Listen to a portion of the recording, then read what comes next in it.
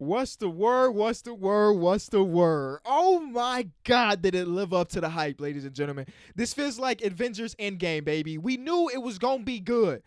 We didn't expect it to be this good. Oh my God, the Western Conference play-in was amazing. A couple housekeeping things. Leave a like is one. Subscribe if you're new is two. We dropped an episode of Called Game today.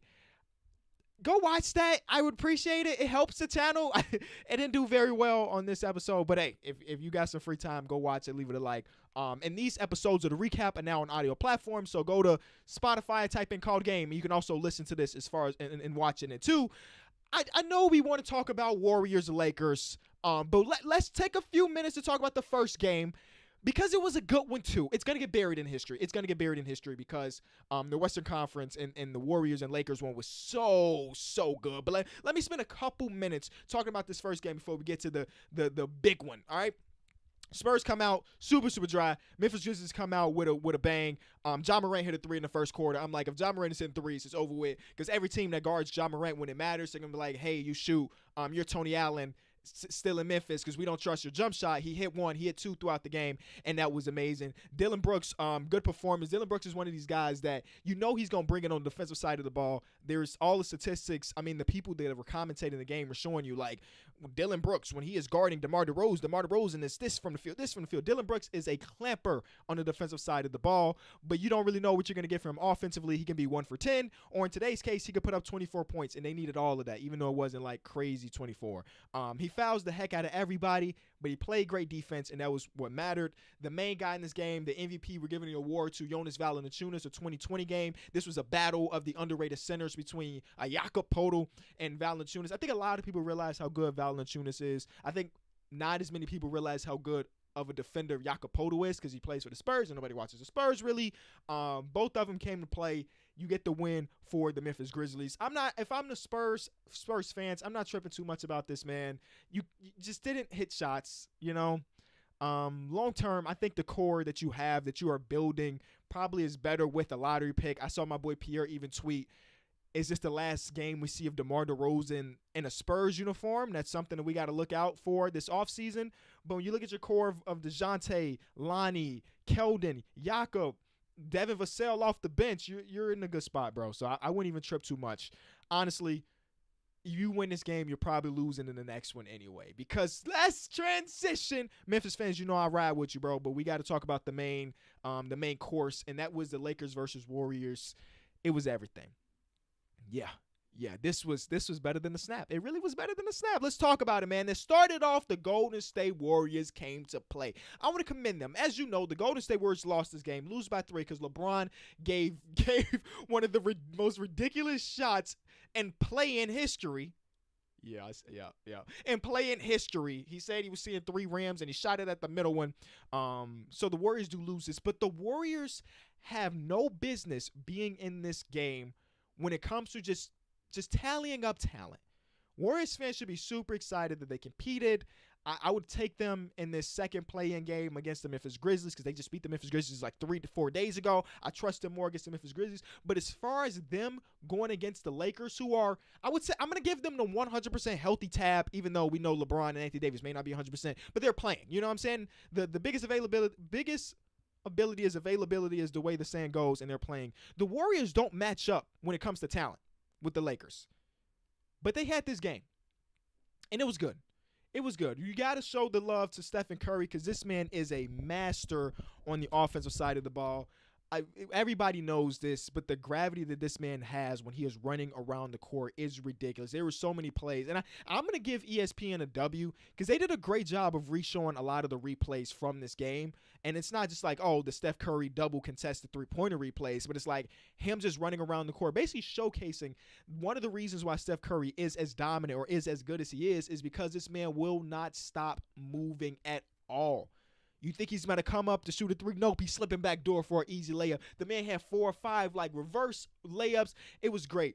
Andrew Wiggins was amazing. It is so funny that Draymond Green last season, after they traded for Andrew Wiggins, he was like, Andrew Wiggins got the ability, got all the tools to be a great defender in this league. And we were all like, we just saw him for 5 straight years. We know he ain't got the defensive side of him. Well, he does. And he showcased that a lot today. Guarding LeBron, he did an amazing job. All things considered, it's LeBron. You're not going to stop LeBron. All things considered, he did an amazing job. And then there was like this 2-minute period, I think it was late in the third quarter, early in the fourth quarter, where Wiggins was selling on the offensive side of the ball. Turnover. He tried to take a jump shot. He thought he was fouled. It hit the corner of the rim. And then, because me and the boys, we always watching these games together, and Mike is a Lakers fan, he's like, "Here, Wiggins, keep shooting those." And then 2 minutes later, he was like, "Wiggins, please stop shooting," because Wiggins turned it on offensively. Jump shot. And I don't know if it was counted as an and one, but got strong on somebody. I think it was KCP, got strong on the finish. Wiggins is turning into one of those players that, yeah, he'd probably be best if the third, the fourth best option. But you'll live with that. You will really live with that, especially if he's given a defensive effort. Draymond Green. If you watch my podcast, you know that when we did our award show a couple days ago, I guess, Draymond Green was highly, highly considered to be in top 3 at my Defensive Player of the Year. I didn't end up giving it to him. I think I put him on the All-Defensive First Team. And I remember seeing people in the comment section like, "Kenny, Draymond ain't that great of a defender like he was 4 years ago." And I was like, "You exposed yourself, my guy. This man Draymond is an amazing defender still." You know how I always say that Rudy Gobert is the defensive system for the Utah Jazz.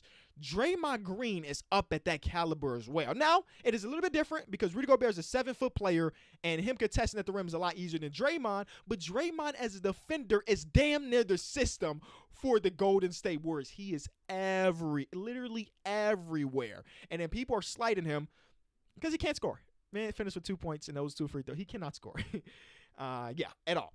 He had that 1 year where he averaged, I think it was 2 years in a row, he averaged like double-digit points. He shot like pretty solid from three-pointer 1 year. The 1 year he's an all-star. That's dead. That Draymond Green, the offensive shooting the ball, Draymond is dead. But as far as like a floor general is still there. And defensively, he was amazing. He got Anthony Davis completely out of this game in the first half and then a lot of the third quarter. Then Anthony Davis showcased that, hey, I'm a superstar. So even if you're playing amazing defense on me, I'm still a superstar and I can make some shots too. But Draymond was ridiculous. Ken Bazemore hit a couple of the biggest shots in the game and said like they don't have the talent that they should have even been in this game in the first place. Jordan Poole, big shots as well. That's all the love I'm giving to the Warriors. Let's go to the actual winners here. Let me give you my winners. Kentavious Caldwell-Pope. When the team first started and they were looking dreadful, the Warriors were running and gunning, they were doing this. The guy that kept them afloat was Kentavious Caldwell-Pope. The guy that kept them afloat, and this is weird to see that this man shot 1 for 4. Wesley Matthews down the stretch was amazing. And maybe I'm just thinking about his defensive highlights. He was amazing. He got an offensive rebound here, this and that. And they decided to close out with him instead of Dennis Schroeder because Dennis Schroeder was terrible. Him and Kyle Kuzma was killing the Lakers all game long. And then Frank Vogel was like, "You know what, Kuz, we're not going to play you in this moments. We're not going to play you in these moments. Schroeder, we're not going to play you in these moments." And then Andre Drummond didn't play none of the fourth quarter, which was the best thing Frank Vogel could have done. I don't know. It felt like this man, Andre Drummond, got so many touches. He only ended with 3 shot attempts, but I promise he ended with like 8, 9 touches. And you like, bro, please get the ball out of his hands. We got Anthony Davis and Andre Drummond on the court together, and we're feeding Andre Drummond? Are you kidding me? But then Frank Vogel's like, "Nah, we good. We gonna run small." Anthony Davis don't like playing center, but he's going against the Warriors, so you can run center because they're a small team as well. And then LeBron, man. LeBron first half. I don't know why LeBron does his things where he like to, and I guess he does this in the playoffs as well, but he does it in the first game of a 7-game series. He's like, "I'm gonna fill out what this team is running. First game, we might lose, team. But second game, I'm going to realize what this scheme is, and I'm going to destroy it." That feels like what he did in this game, but it was like first half. It was first quarter type stuff. And then he came out in the third. Oh, my God. Dots after. The man was Patrick Mahomes, bro. Dots after dot after dot. First, he gets put back in the game early third quarter. He looks at Kyle Kuzma. You can read this man's lips. He says, "Cut."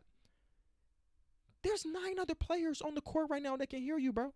You told Kyle Kuzma to cut. He cut. And you still got that pass in. His defender can hear you. You still got the pass in. He was throwing dot after dot. Alex Caruso, cut. Boom. Easy. Wesley Matthews, cut. Easy. Wesley Matthews don't go up with it. One more. The greatest, bro. Legitimately the greatest. And not to mention the biggest shot of the game. Such a broken play. This man, Steph Curry, in an elimination game, a game that matters the most. And this is why we wanted the play-in. This is why the NBA fans thought the play-in was a beautiful, beautiful idea, because it had two of the greatest players in the NBA battling it out when it mattered the most. You know?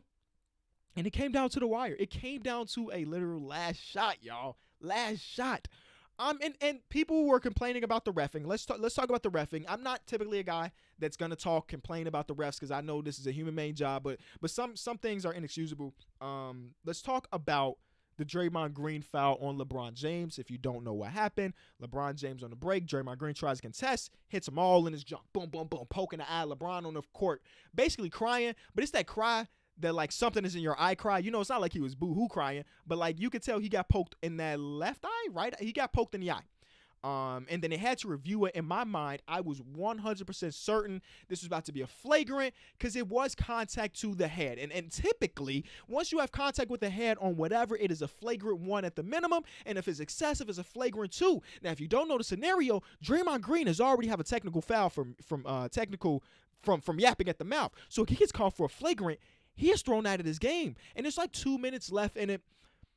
And I believe that the refs didn't call it a flagrant for the viewers.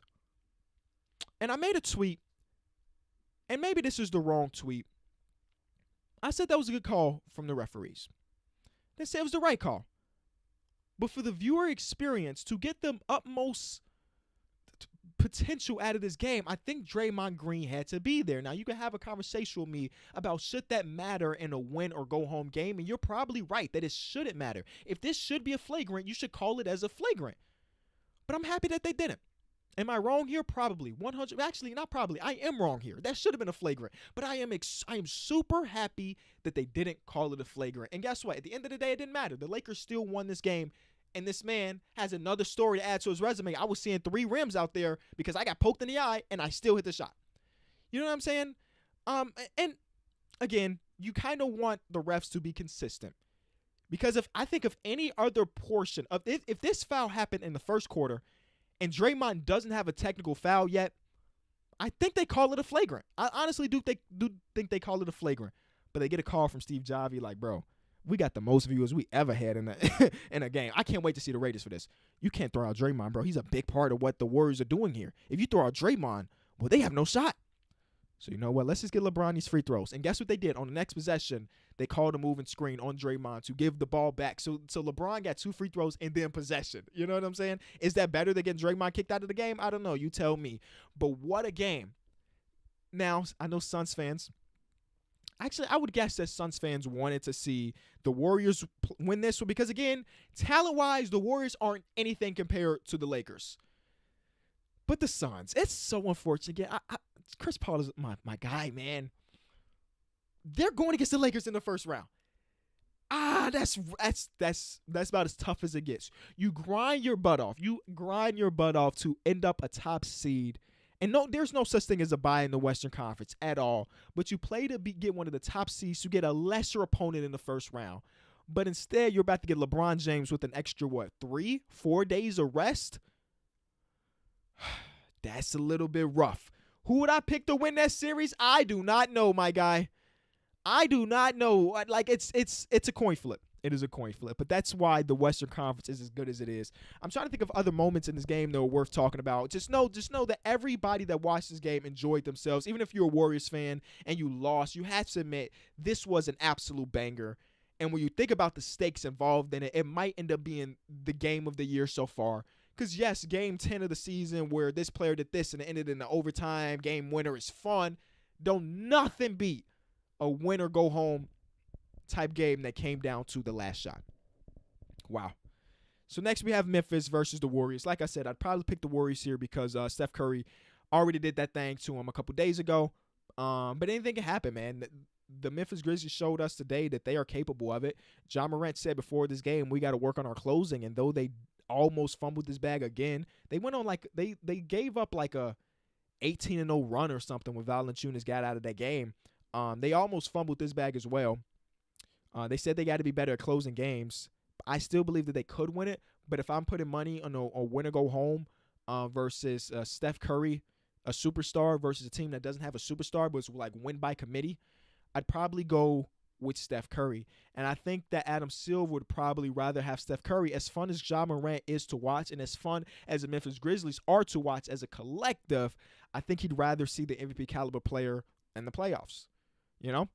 And I think most fans outside of Memphis would agree. But then again, who knows? It's gonna be a 1-8 matchup with the Utah.